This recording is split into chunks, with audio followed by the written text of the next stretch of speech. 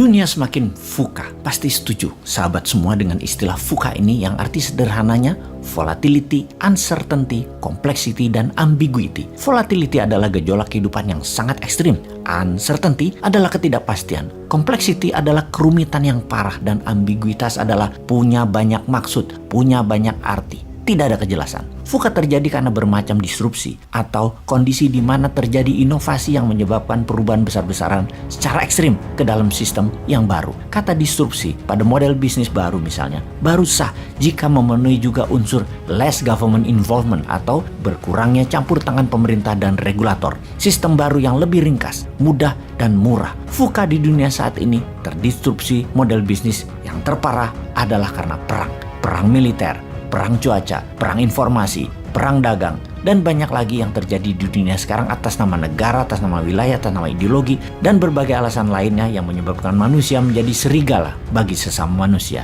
Kita detailkan lagi penyebab VUCA, biological warfare, yaitu perang biologi virus Wuhan misalnya, perang obat-obatan big farmasi dunia, perang militer di Ukraina, dan beberapa negara di Timur Tengah, perang pangan, efek terganggunya jalur pangan dan perubahan iklim karena perang cuaca. Selanjutnya, kita semua tahu ada 3 gempa besar disrupsi ekonomi terjadi dalam 3 tahun terakhir yang mempercepat banyak hal berubah. Salah satunya karena berubahnya model bisnis, yaitu karena perubahan perilaku generasi digital, yaitu generasi milenial dan zilenial, disrupsi teknologi, dan disrupsi pandemi. Semua ini merubah cara bertindak dan berpikir umat manusia yang harusnya atau biasanya perubahan itu terjadi dalam hitungan dekade bahkan ratusan tahun. Namun sekarang itu bisa terjadi hanya dalam hitungan bulan. Semua bisa bergeser, semua berubah dengan drastis. Di atas semua itu, ada yang harus berubah mengikuti disrupsi dan pengendalian VUCA, yaitu cara bernegaranya. Sekali lagi kita tekankan, cara bernegara harus juga didisrupsi, diubah dengan drastis, jadi lebih efisien, lebih ringkas, lebih taktis. Sungguh akan sangat berbeda cara bernegara ke depan untuk bisa mengikuti berbagai disrupsi penyebab VUCA agar sebuah negara menjadi negara berdaulat, stabil, progres, dan sejahtera. Kita melihat ke dalam sekarang, masih cocokkah cara bernegara Indonesia selama ini? Kita tahu ada banyak cara bernegara, dan kita pastikan cara bernegara tidak harus merubah pondasi negara yaitu Pancasila dan Undang-Undang 45. Namun cara atau how to-nya kita bisa ubah. Cara untuk membuat Indonesia menjadi negara kaya, makmur, kuat, berdaulat, sehat, pintar, dan bahagia warganya. Kita bisa, yaitu dengan mengubah 100% cara yang dilakukan oleh negara saat ini dalam sistem ekonominya. Itu yang kita fokuskan di awalnya, karena sungguh kesejahteraan adalah kunci kesehatan, kemakmuran adalah kunci pertahanan dan keamanan, kekayaan adalah kunci majunya kesadaran spiritual, majunya budaya, majunya sosial, dan kedaulatan sebuah negara tentunya. Bagaimana untuk membuat ekonomi Indonesia makmur, sejahtera, gemah limpah, loh jinawi, ijo royo-royo, tentrem kertora harjo. Oh maaf pakai bahasa Jawa, artinya makmur, sehat, aman, subur, damai. Bener deh, rasanya sulit untuk masyarakat hidup, menjalankan ibadah spiritual,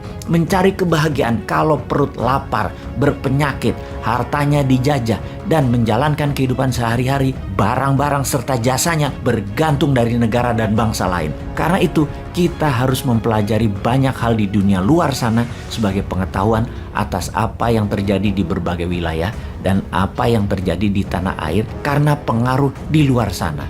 Kemudian menyusun apa yang akan kita lakukan agar yang negatif tidak terjadi kepada masyarakat kita, yang terbaik terjadi pada kita, yang kita bawa keluar sebagai pemain besar dalam global player di dunia, dalam pengaruh positif tentunya. Kita rincikan. Kita tengok negara Nordik, mengapa mereka kaya? Mengapa dengan jam pelajaran yang pendek, bahkan hanya sekolah 4 hari dalam seminggu yang mulai diterapkan segera, juga tidak ada PR, lebih banyak vokasinya daripada akademinya, dari pendidikan SMA ke bawah. Ternyata membuat masyarakatnya jadi handy, ringan tangan, dan terampil, serta produktif. Kita menengok Inggris, kuat dalam bidang akademi, juga kuat dalam kegiatan ekstrakurikuler yang ditiru oleh India, Amerika, Singapura, Australia. Semua meniru Inggris, cara pendidikan sekolahnya, setidaknya SMA ke bawah. Tiongkok, Jepang, Korea Selatan, dan Indonesia, cara pendidikannya semodel. Seperti misalnya menggunakan seragam, pelajaran kuat di hafalan, banyak tugas-tugas di rumah,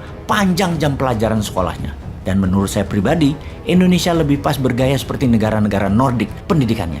Karena pada dasarnya tangan rakyat Indonesia tuh terampil, budayanya kreatif, dan orangnya tipenya outdoor. Kita lanjutkan cara bernegaranya dengan melihat negara lain. Dan kita ambil yang terbaiknya untuk kita tiru dan kita kembangkan sesuai dengan budaya dan sosial masyarakat Indonesia. Maka kita mendaftar mana yang terbaik untuk kita adopsi. Misalnya, pertanian terefisien adalah apa yang dipraktekkan Israel dan Tiongkok di Inner Mongolia. Perkebunan terbaik meniru gaya Perancis, Spanyol, dan Amerika. Perikanan, kelautan, Jepang, dan negara Nordik patut ditiru. Menanggulangi kenaikan permukaan laut dan turunnya daratan, kita meniru Copenhagen dan Amsterdam. Militer, kita meniru Amerika dan Tiongkok. Soft power, entertainment, musik, film, budaya, meniru Korea Selatan dan Hollywood. Teknologi, meniru Tiongkok dan Amerika. Jalur distribusi dan produksi, meniru Tiongkok. Taktik perang wilayah, meniru NATO. Taktik perang ekonomi, meniru obor. Strategi keuangan moneter dalam negeri, meniru renminbi.